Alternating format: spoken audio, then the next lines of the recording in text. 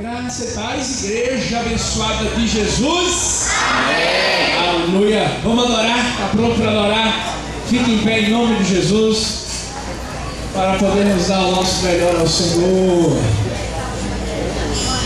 Aleluia. Quantos aqui precisam do Senhor Jesus? Amém. Todos nós, né? Sem Ele nada podemos fazer. Vamos fechar os olhos, vamos orar ao Senhor. Vamos fechar os olhos.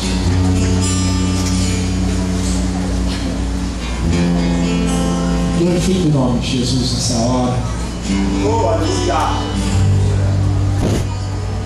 E as sandálias dos seus pés, como diz ali. Reverencie esse Deus maravilhoso.